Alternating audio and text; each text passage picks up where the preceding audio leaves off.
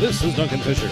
You are listening to the A.C.E.S Junkyard Podcast live on 30.49 Comstar Radio.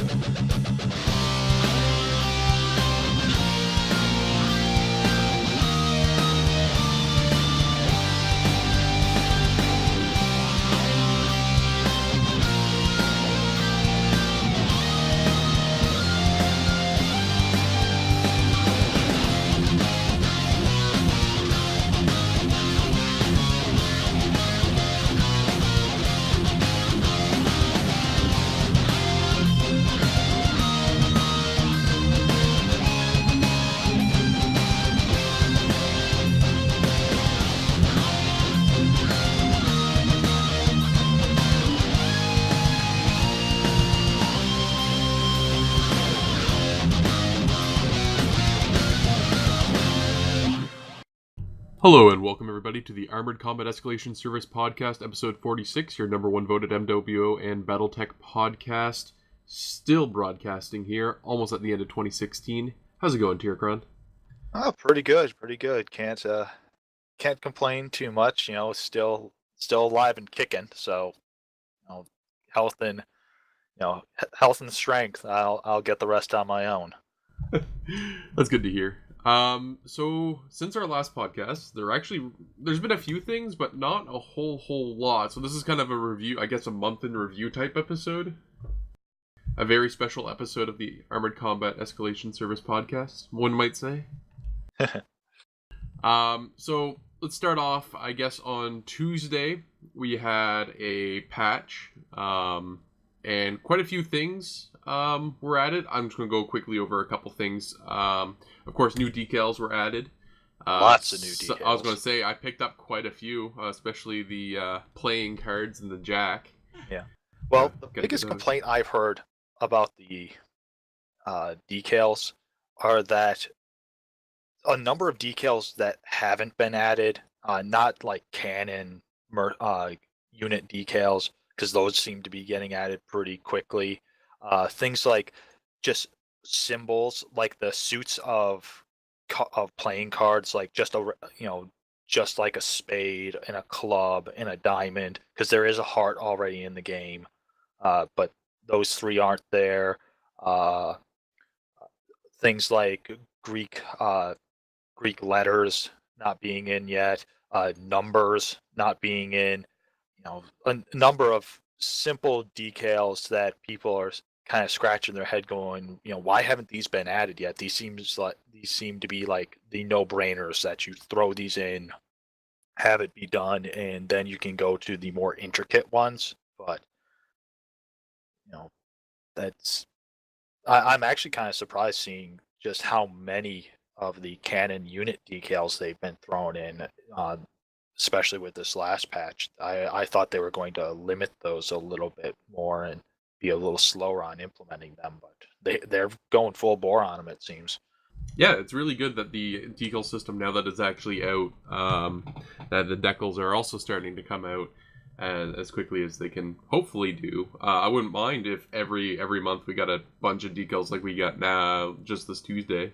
Yeah. That said, the one other complaint I've heard about decals, or I should maybe not label it a complaint, but a question that I've been hearing a lot, is since decals are purchased like colors, as soon as you purchase a decal, it unlocks across all of across the entirety of your account, so you can apply it to any mech, be it Intersphere, Clan, whatever the weight class. People are looking at the camouflage system and wondering if that shouldn't be updated for the pricing on it, because the pricing has stayed pretty static except for when there's a sale. And also that just buying a single permanent camo that only unlocks across a set of mechs, and instead of across all of your mechs. People are questioning that in the face of the decals and the colors. Maybe either having a one-time unlock on camouflage patterns that would unlock it across the entirety of your account and just make it a little bit more expensive, or if that's not going to be the case, just making the camouflage patterns themselves less expensive since they've been around for so long. Oh, no, absolutely. I think we've talked about this like last year, Yeah. about a revamp of the whole camo system and everything like that. And Yeah. when we thought decals were going to come out last year. Yeah. But no, I completely agree. I think the decal or the with the decal system and unlocking something across the board, it makes no sense now to have this sort of camo system in place. Especially when you implement something that's supposed to quote unquote like generate income as weapon caches and stuff like that. Yeah. Like you got a way to subsidize your supposed losses if you were to make it like an actual unlock across the board. And again, if you have to jump the price up a little bit, like there's already what 1,000, the most basic camo, or not like the most common camos this year, like 1,000, I think. MC. I think there's a set that might be 750. But I'm talking about the ones I see most actively in the field. Oh, like yeah, a lot of ones are like 1,000, 1,250 or something like that. yeah, it's like 1,250 because Because like the even most if they- popular ones seem to be Buccaneer, Franken, Crusader, I think, is in there. There's a couple others, but Franken and Buccaneer seem to be top of the list. I'd be very interested Yeah. to see if there are actual numbers recorded by PGI of. Probably. I would expect that there. I know. would I only be, buy. but- I think Buccaneer and Crusader are like the only two I buy. Yeah. And even then, those are one shots because I'm not going to pay a bunch of MC, like 1,000 some MC, when I can just buy it for like 100. For a Now single that mech. said, I have seen a number of people buying faction camos. I've just Yes. dropping into quick play mechs that have been updated recently so that they can have the faction camos on there, like the Stalker and the Atlas. I've been seeing those. And a lot again, with recently. this last patch, we just got a whole bunch of camos again. Yep. I'm just going to list them off real quick. But like things that now have access to Inner Sphere camos are the Cataphracts, Cicada, Raven, Spider, Stalker, and Trebuchet, I think this last patch. Trebuchet. Yeah. And on top of that, the hero mechs can all use standard patterns now, which is something I do enjoy as well. Yeah, the one thing I actually really liked was they changed it so that the loyalist mechs could have their patterns changed. So instead of just leaving the decals that are already on there, like if you remember, 2 years ago, the loyalist mechs that were released were the Atlas, the King Crab, the Centurion, and they had those giant like angels on them. And You mean if the best applied, things to ever come to MWO? yeah, and if you tried to apply a camel pattern, it would be covered up by those decals. Now the patterns replace those decals, which I have found very nice because I don't really care for the angel all that much. I wish that was just a normal decal I could slap on mechs, because honestly, I actually really like it. I like that I wish I art could style. resize it. Yes, I guess I agree with that it's as well. too big on some of them. I would prefer slimming them down a little bit, shrinking them. But yeah, I've been hearing a lot of people asking about camos that why haven't we seen a price changing on them since really the newest camo patterns to be added to the game are the faction camos. So the other camos, the older ones, the originals that have been in the game since pretty much closed beta, they have not undergone really a price changing, and people are kind of scratching their heads going, isn't it about time? Yeah. But I mean, it is. I think there's other things that they can focus on now and get done. Yeah. For example, the energy test PTS going on right now is something they should probably focus a lot of their development on. But along with that, I do think, I think an entire kind of rehaul on again, just the store in general, I think needs a rehaul.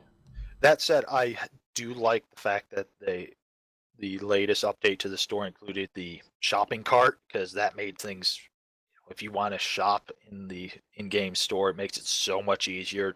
You can select multiple things and not be, going, okay, I want to purchase this. Okay, I have to purchase it.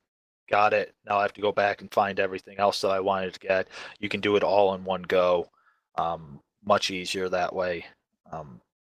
So that was a very appreciated improvement. And yeah, on top of that, for the patch as well, one of the things that I want to quickly go over, aside from the new decals, again, which look really good, is the command wheel changes. And how hard is it to make a good functioning command wheel? apparently very difficult. It hurt me when I saw it there. That was a spicy wake up call. Yeah, I don't use it that often One of because the I'm things mostly I on do TS. So that is fair. I drop pugs a lot when I get home from work. Sometimes drop 3 or 4 matches, that sort of thing, before I go to bed. But like one of the things I actually enjoy / noticed is that if you target, or if you have a mech and say mech spotted, like the mech spotted indicator, even if that mech goes out of line of sight and off your battle grid, if you actually indicate it, the icon on the battle grid will follow even if the red isn't there. So you can actually kind of get where it's going.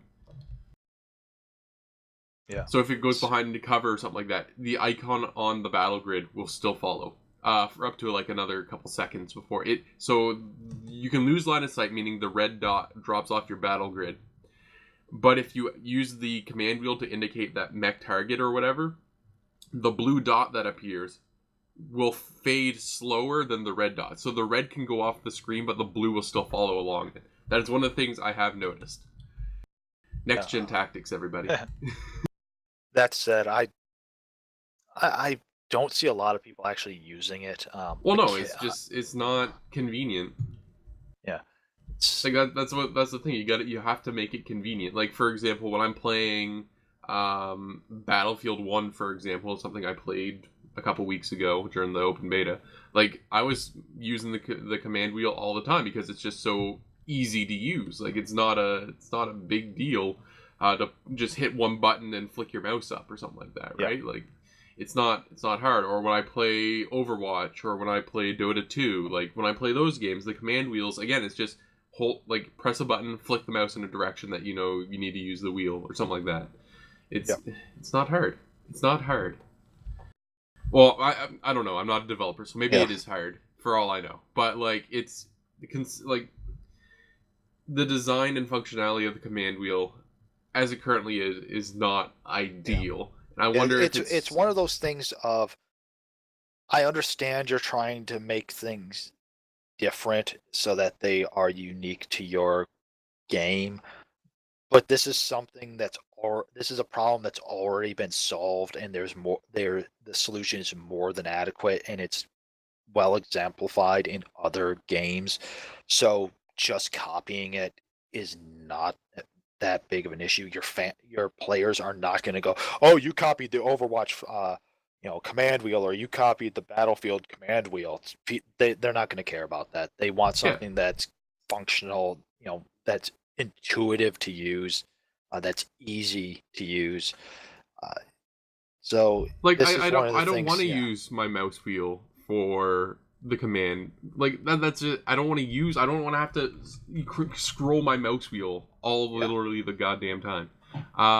There's an easier way to do this, and I'm hoping that eventually PGI will get to it, but it seems like with most things they're going to try everything else first and then finally for example, I would even rather solutions. I would even rather if you could key bind certain commands to the key, because I would use my numpad. I would hit 0 to bring up the command wheel, like 1 through 9 on my numpad. Yeah, I'm actually a little surprised that they haven't done that, because that was how command command functions in past MechWarrior games worked. Yep. You had a Or single or key the or if you were a complete slacker, you used the F to F12 to give your commands. But yeah, no, like numpad was a very viable option, and it's not used at all in this game. And most people, I assume, 90% of people who play video games are playing with their left hand on the keyboard, right hand on mouse. So in that setup, you can just easily, if you spot something, slide like just. I don't know how far people play with their keyboards or mouses, but mine are literally right side by side, so I can, with my mouse in hand, I can hit my numpad. So like you can do that. It's a very viable option, and I'm surprised they haven't explored it. I guess. But Cattra, what if I use a joystick? Then you should get out of the game. Then you go into the woods and never come back. No, we're getting on that. What you mean? I can't use my Hostis like Warthog simulator? Come on. Yeah. Same people that cry about there's no Oculus support and there's no 3D support. Yeah, it's like, oh god, there's other things to be concentrating on right now. Yeah, pretty much.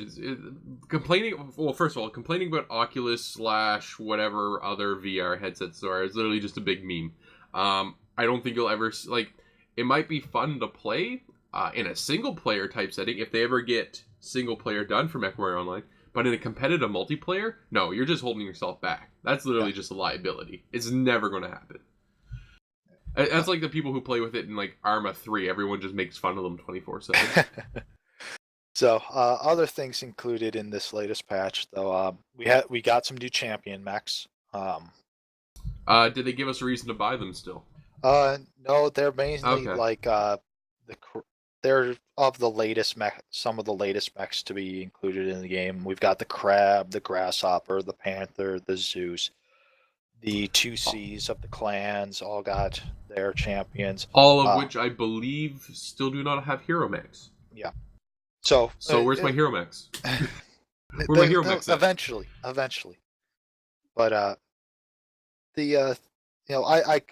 I'm bringing them up because the process in which these champions were done is something I believe we need to highlight. PGI, as they did prior, reached out to the MWO community and said, submit builds. Tell us what you think should be the champion build for this mech. And numerous people went onto the forums and submitted their builds using the Smurfy site, and the builds were then voted on by the community, and the community chose which ones they liked the best, and the person who designed that loadout got MC for it from PGI. So if you look at the patch notes, you'll see that the Crab champion was designed by G-Man 129. Oh gee, what a surprise. Yeah. Then a number of these are, some of the people kind of complain. I've heard complaints that why did one design why did one person get multiple designs in? Why did G-Man sweep the designs? Because G-Man designs good mechs. That's why I contacted him for writing NGNG articles about upcoming mechs and content and what he felt like they would be doing well about. Like that's why I contacted him, because his designs are good and he's a top tier player. Yeah, and that's the thing that I've kind of been telling people is, if you look at the people who got their designs selected, not even just them, but the people that made it into like the top 3 designs for each one, most of those guys are competitive players. They know the meta, they run the meta, they eat, sleep, and breathe the meta. They know how to win this game and how to win it very well. It's not even that they just know the meta. They know how systems work. They know how to manipulate the system to make things work. Like, for the longest time when they did the autocannon changes, like two and a half years back, something like that, I think it was G-Man that was the first one to figure out, oh, okay, I can't take like 4 AC5, or I can't take like 3 AC10s anymore, so I'm gonna throw an AC10 like 3 AC5s or something like that in the mech instead. Like, it's that sort of stuff. Yeah. So to avoid the heat penalties. Yeah. So these guys, people saying, oh, it should have only been one build from a person. It's like, no, the same build probably would have been selected anyway. it would have just been submitted by a different person, and it would have still been a top tier player that submitted it. Um, it's just the nature of the beast right now. Also, at the same time, why would you gimp like? Also, flip side, counter side, as a business person, uh, why would you gimp your sales? Yeah. Why would you sell a poor product when a better one was brought forward? Yeah. And also, people have to realize the champion mechs are used as the trial mechs. So the person that's picking up the game for the first time and doesn't have any mechs to their account, they're playing on these trial mechs, these champion mechs. So having ones that are built by top tier players means that they're not rushing into a match in a stock whatever mech and getting, just stomped on. They actually have a mech that can do fairly well. Uh, that said, there are some downsides because some of these designs,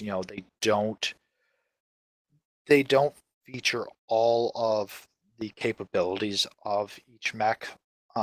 They tend to min max and specialize because that's the way the game kind of is right now.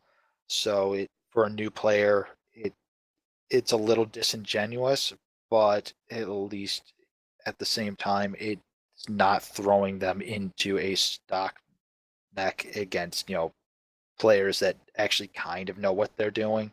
So it's basically choosing the lesser of two evils in that sense. Some people are going to like it, and other people are not going to like it. It's just the way it is at the moment. Maybe that'll change in the future when you know heat the heat scaling issues are changed, and some weapon values are changed, and other weapons are added to the game. But that's still pretty far off. So the way it is right now is going to be around for quite a while longer. So it's just something you kind of have to just grit your teeth and bear.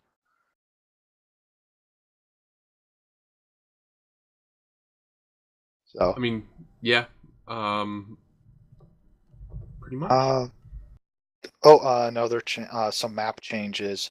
Uh, most of them were small things. Couple shaders, terrain flickers, things like that. Not a lot. The one though that is getting a lot of stink about it are some of the changes done to Emerald Taiga, one of the faction play maps. The Most of the changes were well received. Rotating the OGen 2 to prevent sniping from the F6 hill, very appreciated by defenders. Makes it so that an attacker cannot destroy that generator without actually coming in through the gates and engaging the defenders. Uh, Raising the mountains around the spawn so that defenders can't just sit up there on counterattack and fire down and basically play a snipe or missile, long range missile game from by just sitting on spawn. Uh, Somewhat appreciated by attackers. The big change that people are not appreciating though is moving the attacker spawn points closer to the gates. Um, the reason for that is if the attacker is a clan faction, they can be attacking the gates and through the gates before the defenders are even close to the Omega.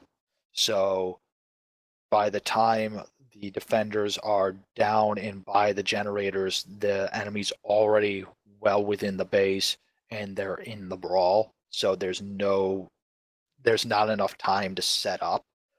Uh, from the attacker's perspective, there's also an issue about it because if a defender is able to get down there and fight it off and then pushes out, they have very easy line of sight on two of the three spawn points and can basically sit back and spawn camp those points pretty effectively. So moving the spawn points forward while it did speed up the game. It maybe has not been as the best idea. Probably It's should. more of Yeah, an issue than a benefit. yeah. And it's not just an issue for defenders. It's also an issue for attackers. So I'm hoping that PGI's, in the next in either the next big patch or maybe a hot fix coming up in some point, we'll revert those, because right now it's not a good thing. It's pretty painful watching teams on it. So we'll have to wait and see, but hopefully that gets reverted or fixed at some point. All the other changes seem to be working fine, but that moving those attacker spawn points that close, just not feeling it right there from the community. Um, so we had those. Oh, and we had our biggest addition through this patch is the addition of the Night Gear 75-ton Clan Heavy Omnimech. Yes. Um, have you played it yet? I I have did not not because pick it I up. did not get it. Yeah, I've talked to a number of people that have picked it up. Uh, the consensus that I've received is that it's a good mech. People like it. It's kind of replacing the Warhawk in some people's drop decks, mainly because you're saving 10 tons that you can use elsewhere. And not only that, it's very much a mech that you're able to tank with Yeah, because just the variety of the pods available, especially you get the full package, so you got the hero mech with it as well.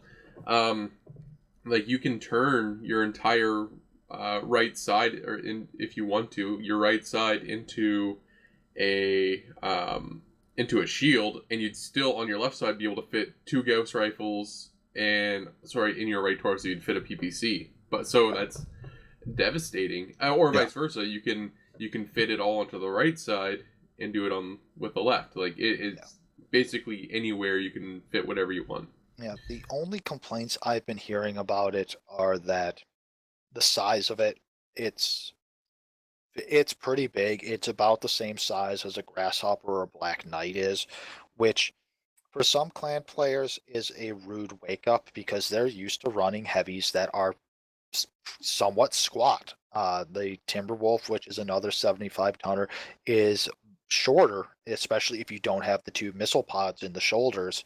It's it's a very squat mech in comparison. Uh, that said, the Timberwolf isn't able to bring the same level of firepower that the Night Gear can. It can get close, but you end up sacrificing some armor to do so. While the Night Gear, being slower, less agile, does have more firepower, does have a little bit better armor, uh, is a bit more, does have some agility due to the integrated jump jets, uh, but it can do a fairly good job. Uh, the biggest the biggest complaint I've been hearing is some people that it doesn't take damage well, but from what I've been seeing, it takes damage just fine. It's just that it's the newest mech released into the game, so everybody's shooting at it, which is par for the course. Every time a new mech is released, that mech gets shot, to hell for the first couple Yeah, and weeks then that it's everyone been complains released. that it's broken. Yeah, and it doesn't help also that the weekend after it gets released, there is a leaderboard challenge where people are specifically supposed to pilot it and people are specifically supposed to shoot and kill it. So, of course, it's going to be targeted. So, you're not going to see the full aspects of, how tanky or how weak it might be because it's just getting bum rushed a lot of the time. Uh, Overall, though, from most of the players' opinions that I trust, they are saying that it's a very good mech. It plays well. It it takes damage well. Uh, there's really nothing about it that they truly dislike. It's a good addition.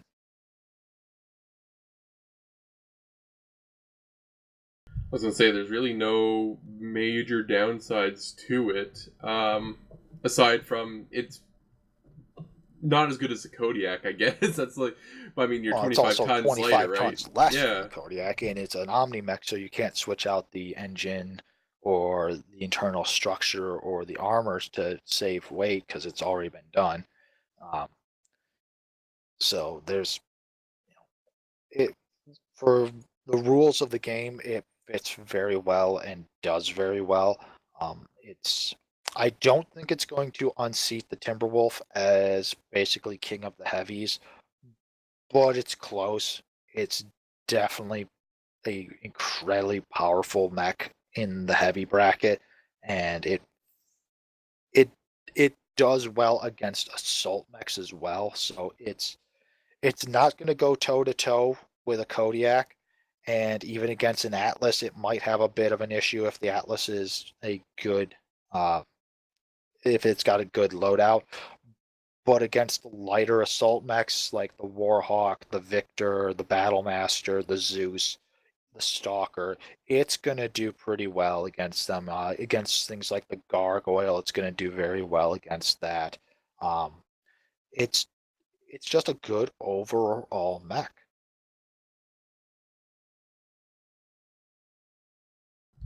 yeah.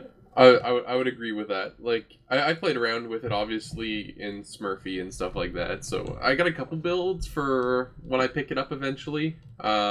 But it's definitely mech that would be. Well, here's the real question. I still don't know as far as faction warfare if I would take this over the Mad Cat. I would probably still take the Mad Cat over this. But I think it really just depends on playstyle. I can see this maybe being in if you're on defenders. I could probably see this being taken over the Mad Cat, possibly.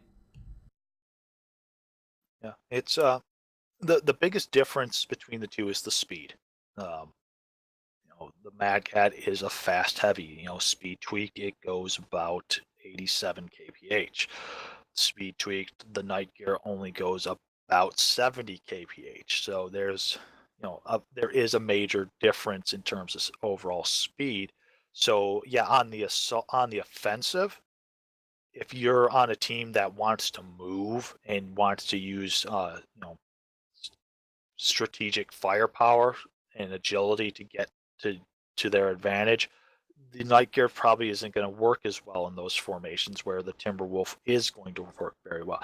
But if you're doing something like just rolling firepower where you're all moving at the same relative speed and just rolling forward, firing at anything that dares poke its head out, yeah, the Night Gear is probably going to do very well in that capacity. And as you said, on the defensive, yeah, the Night Gear is going to be pretty decent on the defensive, where it doesn't have to utilize its speed as much. The jump jets on it make it an excellent, jumper. It can get into a lot of places that where only some of the smaller mediums and lights could get to prior. Uh, you're suddenly having this 75-ton heavy there, and it with the firepower it can bring, it's a very nasty little sniper in that regard. I saw a number on Vitric Forge that citadel between the two gates. Usually, you see a light or a medium up there firing off at people. I've seen a couple Night Gears take up position there, and it's a very rude wake up because suddenly you've got something that is got two Gauss rifles and a PPC firing from that elevation and has got the armor to take the hits from return fire. So it has a lot of things going for it.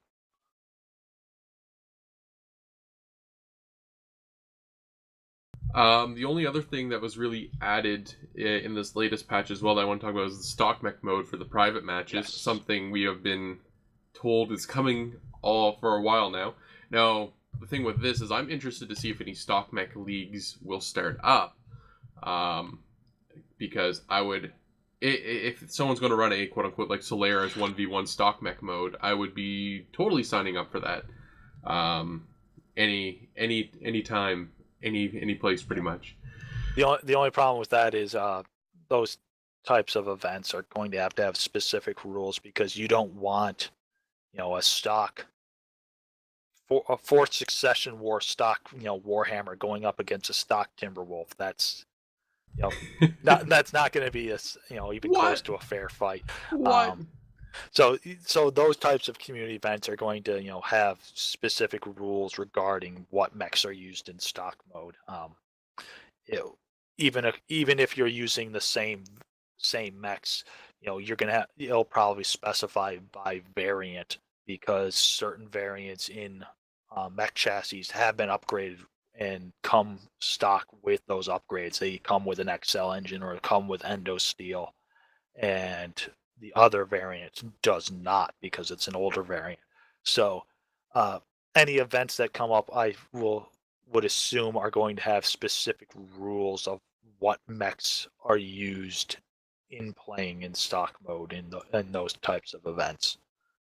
I mean, yeah. I mean, I think it's common sense that an event like that would have some sort of limitations. They'd either like make it like a clan only bracket or an intersphere only bracket just to keep it fair. Because intermixing the two at a stock way, would be an absolute nightmare. Unless you enter in like if they want to run like a team where 5 people have to play, or actually no, that'd be even worse. 5 people for Yeah. clan, 4 for intersphere. Yeah. That said, we have seen in the past people trying to do forced succession war community events. This mode is perfect for them. Uh, you're, as I said, you're going to have to specify on some of the mechs, what variant they can, variants can be brought. But other than that, it's perfect for those types of scenarios. So, Shall we um, move on to the next yes, topic then? Because I think that wraps up the patch notes nicely. yeah, Of course, we had the announcement in this time of the Bushwacker, which, upon further inspection, I don't know. Aesthetically, I always enjoyed the Bushwacker. I think a yes, lot of people enjoy the Bushwacker aesthetically. As far as capabilities, I don't know. The Bushwacker has always been something that's just been kind of meh. It looks very nice. It's definitely probably again one of my favorite mechs in BattleTech lore in general. yeah. Just based on its design, but for functionality, especially in a video game, I don't know. I'm looking at the variants here, and I'm just like, it's a big mishmash of shit. Like, Yeah. Yeah, the Bushwhacker is a great example of tabletop rules running into video game rules, and there not being a good synergy between the two. Uh, in tabletop, the Bushwhacker, with its kind of eclectic mix of weaponry, you've got LRMs, you've got an ER laser, you've got machine guns, and you've got an AC-10 if you're looking at the X1. It works very well because it's effective at almost every range, and it can, you know, keep its heat well controlled. It's great for a tabletop, scenario where you're rotating through turns, you're having to roll to hit and for accuracy and things like that. So in a game like the HVS BattleTech game, which is basically a translation of the tabletop to a video game format, this type of mech works very well. In a game like MWO, not so much. MWO is more, there's not a question of accuracy in it. It's much as we've talked in the past. There's a lot more pinpoint firing. Um, the name of the game right now is kind of boding, damage, high damage, high DPS weaponry. And in that sense, the Bushwhacker kind of falls on its butt. It can't do it as well as other mechs in its weight class can. Uh, I mean, you look at the X1, it's got three missile hard points, 4 ballistic hard points, an energy hard point. Um, but it's only 55 tons, so you're going to have to make sacrifices here and there to try to fit certain weaponry in there and fit a lot of them in there, and that kind of goes along each of the other variants.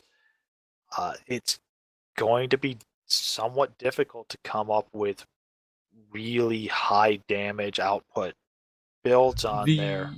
The only thing, sorry to interrupt here, but like the only with what you're saying, I agree. Like the mishmash, the only thing I can really think of is you would have to do like go back when zombie centurion was the thing. You'd have to load up with SRMs and try to SRM bomb, and have like an AC5 or a UAC5 or something like that in the arm or torso to give it support. Like that, Yeah. that's the ideal.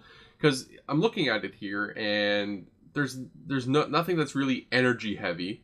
Yeah. There's Yeah, the quite a Bushwhacker's number. definitely not an energy carrier. No, exactly. But a lot of it's very missile heavy or ballistic heavy. So like it is going to be very much SRM bomb, and UAC 5. I think that's your best setup. Yeah. And right now with how the meta is, I don't know how well that's going to do. Yeah. If you asked me 2.5 years ago how the Bushwhacker would perform, man, this thing would be the best thing in the fucking game. Yeah. Just because at the time you had zombie sense running wild, like AC-20 and what was it, three SRM 6s or something like that. If I remember correctly, I still have mine built. I don't The have it. original zombie scent was 2 medium pulse, 3 SRM4s, and Yes, that was biggest it. Right. standard engine you could fit in there because it was running like 95 kph, and people would always assume, oh, it's got to have an XL engine that's running that fast, and it did not have an XL engine. That's why it was called a zombie.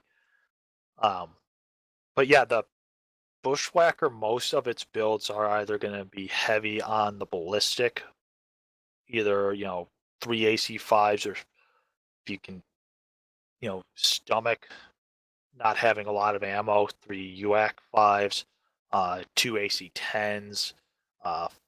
You can do 4 SRM 6s with Artemis, in the S2 with 2 flamers, similar to how the Griffin 2 is built right now. Unfortunately, I don't know if it's going to do as well because the Griffin 2N comes with ECM, and the Bushwacker S2 doesn't. So you might not have as good of a situation in that in comparing the two. The Bushwacker P2 can do 2 Gauss rifles, which is interesting in a medium mech, but to do it, you're sacrificing all of your speed to do so. You're basically going to be running an XL 200 to an XL 205, and that means you're only moving about 64 kph, 63 to 64, which for a medium mech is not a good thing. Um, that a Bushwhacker that's trying to do that, he's going to get bounced by light mechs. He's going to get outflanked by faster mediums. The clan heavies like the Timberwolf that can move 84 to 87 kph, they're going to be on him pretty quick, and he's going to die very quickly. It's just the Bushwhacker's got a lot of great nostalgia to it. It's got some not interesting little things here and there, but sorry to interrupt. Speaking of nostalgia, that hero variant color scheme. Whoo. yeah. Oh well, no, the hero variant. Yeah, that is definitely a call back to the color scheme of the old BattleTech animated series, the first Somerset Strikers, Captain Val Ryder, right there. Um, it's definitely strikes that nostalgia chord with people, but if people, didn't grow up with the cartoon or didn't grow up with the Somerset Striker book for the tabletop, it might not do a lot for them, and the Bushwhacker may not be that attractive to them. It's just going to be one of those mechs that in tabletop, as I said it at the beginning, in tabletop, this mech does well. In MWO, I don't know if it's going to do that well, at least with the way the game is structured currently. Um, in a year, if things change, kind of like we're hoping they will, this mech might do much better. Um, and that said, it's not coming out until the end of January, so it's going to be a ways off. So maybe as we get closer to its release, we'll have a better idea on the horizon of what the game's going to be like by that point. But if it was released tomorrow, I would not spend the money on it. It's not going to do as well in the current situation of the game.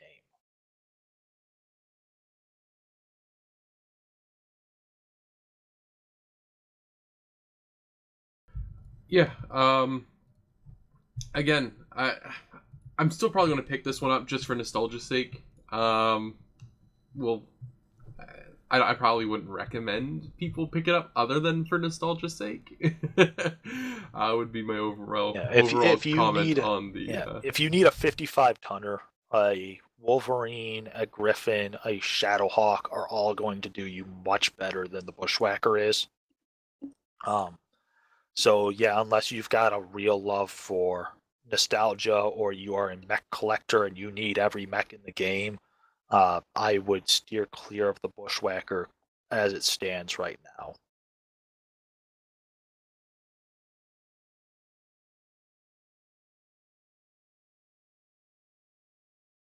Um. So I know there was one thing you wanted to talk about. Well, there's the latest update, the newest update to the Energy Draw PTS, which, if you haven't been participating in the public test system for the Energy Draw system, I would highly encourage you to get on and try it. You do have to download a separate launcher, and it does take up just as much space as the regular install of the game does, but you're helping to contribute ideas and feedback to PGI in order to make the system better. Uh, the latest update, not a lot of major changes. Uh, some changes to the way the heat sinks, the way capacities on them, the way dissipation rates are on them. Not a not as and not any real big changes, but small incremental things that are going to help people, figure out, okay, does this weapon work better this way as opposed to the way it is in the regular game. Uh, I know we've kind of been a little harsh on the energy draw system that in theory it works very well and in practice it's not working as well. I do want to clarify though that it does work better than the current system of ghost heat. At least with the energy draw system, there's a clear aim of, okay, this is why you have an overheating problem, not of, okay, yeah, you can do 5 medium lasers, but as soon as you do 6, this is when ghost heat kicks in. For new players and even for veteran players, ghost heat is one of those terms that makes people uncomfortable and confused. The energy draw system is much simpler to understand in that regard. That said, there's still a lot to be done before energy draw gets implemented, so I highly encourage people to jump on and test it out and give feedback. Yes, and one of the things as well, like again, I know Rust came out recently said they had no interest to implementing a reward for people who participate in the PTS, but you really have to. Yeah. You need. I don't. I've been yelling this for what, about a year now. You need to incentivize people to use your PTS, or else people aren't going to do it. They're not Yep. going to quote unquote waste their time. And End it doesn't quote. make sense not doing it because it's not like every other free to play game out there doesn't do it either. Almost every other free to play out there, if they do a public test system, incentivizes their players to use it and to give them feedback. I know Wargaming does it for all of their games. I'm pretty sure Gaijin does it for War Thunder. I'm I know a number of other games that do it as well. It's not like you're saying you're making a stand in the game in the sense of, well, no one else does it, so we're not going to do it either. It's instead everyone else does it, so we're not going to do it. It looks foolish, um, and it hurts you because you're not getting the player base in there to have proper tests. You're not getting a sample size that is indicative of of just how well a new update will perform. And it's why once you release it live, you have so many bugs and have to make so many changes at times. So you're only doing yourself a disservice by not incentivizing people to play on the public test systems.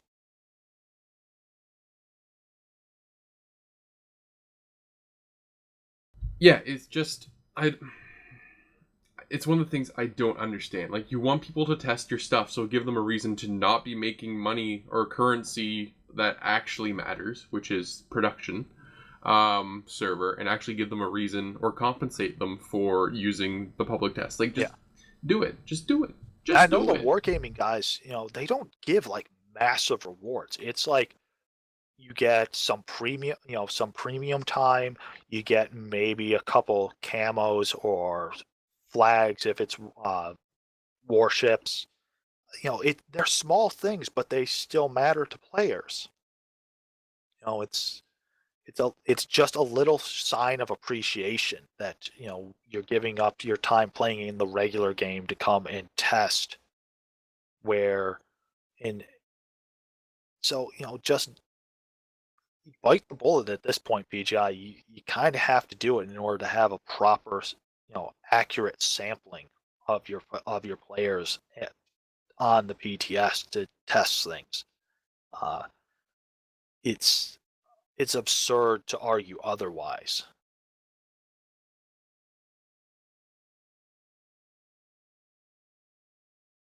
So, energy draw system. Please go out and test, even though they aren't giving out rewards yet for it.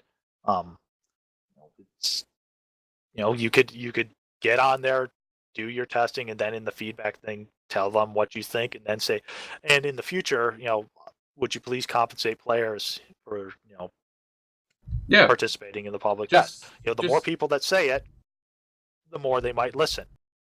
yeah, exactly. Again, it's something that needs to be done, and that's my opinion, and I will strongly keep on saying it is something that must be done. Yes. Speaking of things that must be done, Tierkron, how about that upgraded tech for the Inner Sphere? Yeah. A number of people have been talking about the fact that Russ has said that they have their own sense of the timeline, and it's not necessarily going to go as canon. That so mechs that would come much later on might come earlier. And while that makes people hopeful to see their Mad Cat Mark II or their Blood Asp put into the game, I would highly caution PGI of before you start picking mechs from well outside of the clan invasion era, you need to go in and you need to start updating the Inner Sphere weapon systems. It's we're into the 2-year anniversary now. I'm sorry, no, the 3-year anniversary of when this game went live.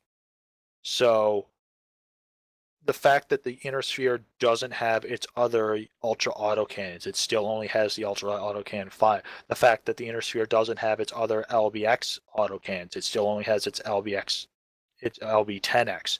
The fact that the Inner Sphere doesn't have its other extended range lasers, it still only has the ER large laser. The fact the Inner Sphere doesn't have its other Streak missile launchers, it still only has its Streak 2. These are things that you need to start implementing, and hopefully you start doing so by in the beginning of the new year, because they're kind of needed at this point. I know people like to harp on, oh well, Inner Sphere can do this better than clans, and clans can do this better.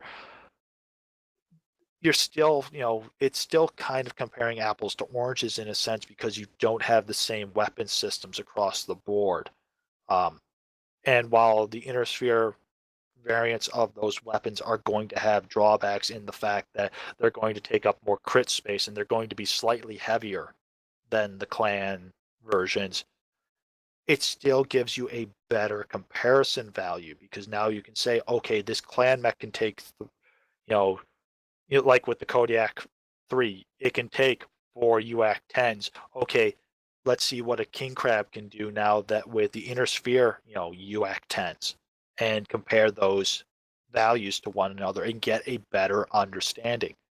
It's also just something players need at this point. You need to spice up, the weapons for the Inner Sphere.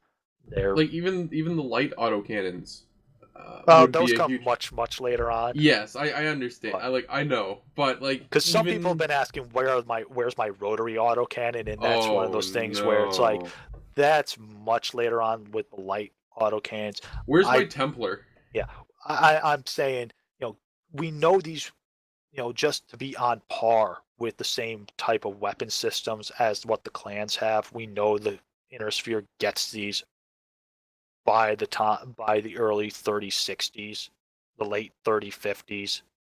There are a couple outliers here and there, but you can implement these all in, and it's going to give things a better margin across the board for comparison's sakes, and it just is going to make your player base happy overall.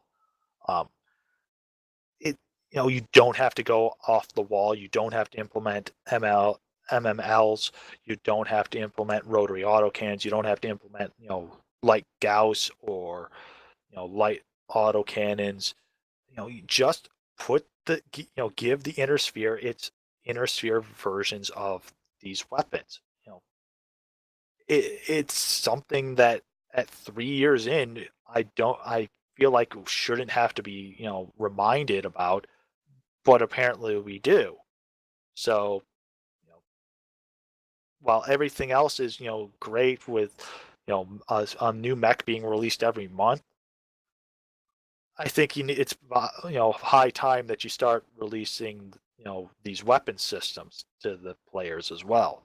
Um, and you don't necessarily have to do it all in one big patch. You could do it with those new mechs being added each month. Uh, you could go in instead of doing a new purchase pack like you've done with the Night Gear and the Bushwacker and all these others. You do it like you did back in the day where you released a new variant of a mech each month, and those variants carry that new weapon system.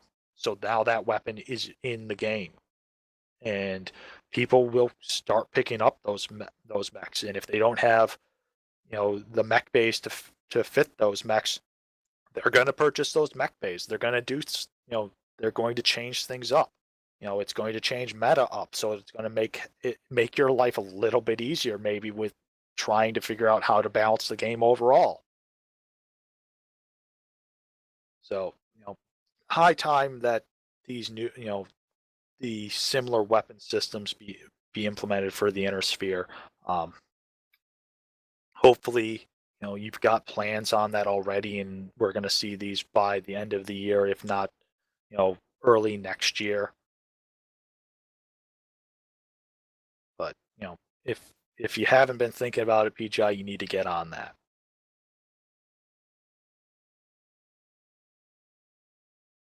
Well, that's all I got. Is there anything Yeah. else you want to?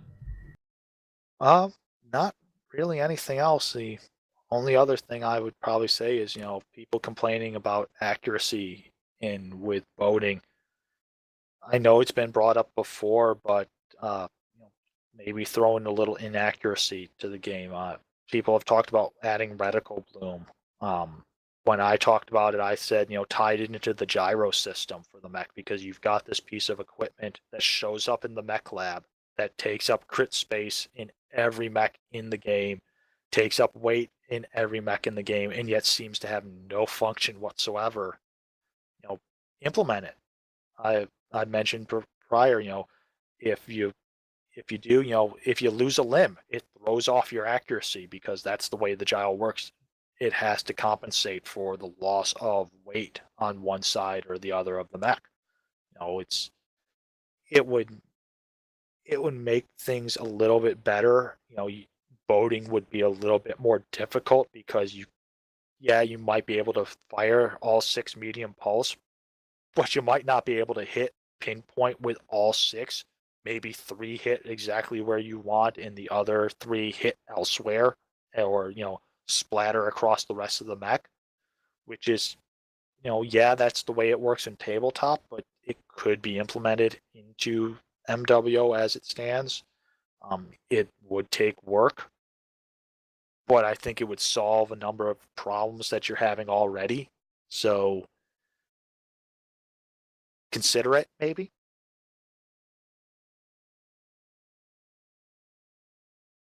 And then Yeah. the only other thing is the talk about we know there are going to be changes done to faction play. They're going to be changing the system to that tug of war system that was discussed at the round table. They're talking about, we know the system's going to change to just a clan versus inner sphere style at some point with,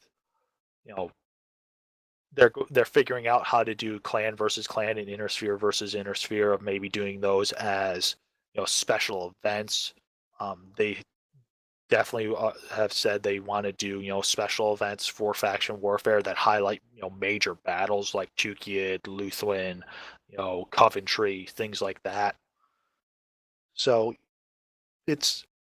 there are changes coming that are going to make the game better. People just need to be patient in some regards, but at the same time, they need to keep making their voices heard overall on other things that they want to see. But again, when you demand change, remember to do so in a respectful manner.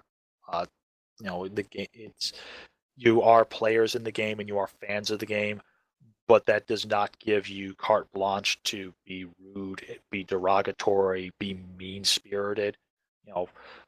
Be respectful. These guys, PGI is doing a decent overall job of making a Mech Warrior game. Yeah, it's not perfect, but they're still putting the time and effort in, and they are as respectful as they can be towards their player base. In fact, they're more respectful of their player base than many other publishers are, especially big name publishers. So show some love every now and then, and if you've got complaints, if you've got suggestions, always be respectful when presenting them.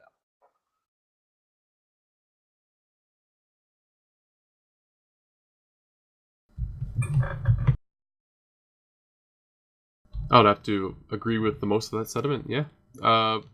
It's all right to have disagreements, and I think it's all right to point out flaws with the game, and it's all right to say you don't like something or the direction that something's going, but don't go on there and just tell Russ to kill himself or something like that. Like, just think of a nice way. Think of it as you're telling your boss that this is not a good idea. Now, perhaps some of you guys aren't confrontational with your boss, but just that's the type of mindset you should be going into it with. And don't talk in that sense. Don't be like it's telling your boss, on the day that you decide you're fed up and you're quitting your job type of telling your boss. It's more of the I've been working here for 3 years and I want to advance into the next position type of conversation where it's, I've been doing this 3 years now and I feel my value is, increased and I've helped the company along or whatever. That nice, respectful conversation that helps get your point across and helps get you what you want. You attract more flies with honey than vinegar, or in this case, salt. Honey is much better than salt. All right, we'll end it there. So I just want to say thank you for everyone for listening to this episode of the A.C.E.S podcast. Until I guess probably next month would be my guess. Well, it would have to be because it's the end of September. So yeah. Technically next month we'll have a podcast. And probably the October patch is going to be, I believe, the 18th. I'm thinking. Yeah, I think they've kind of they've indicated that it's going to be the 18th of October. Seems like they've kind of settled into releasing patches on the third Tuesday of a month. So I would say it's by all likelihood it's going to be the 18th of October. So hopefully we will, see something then. If not, we'll probably do something in the earlier period, maybe a heads up of what's coming in October. Yeah, we'll definitely have another episode out as soon, probably within the 2 weeks. I would say next 2 weeks would Yeah. probably be a good indicator. So again, until next time, Mech Warriors.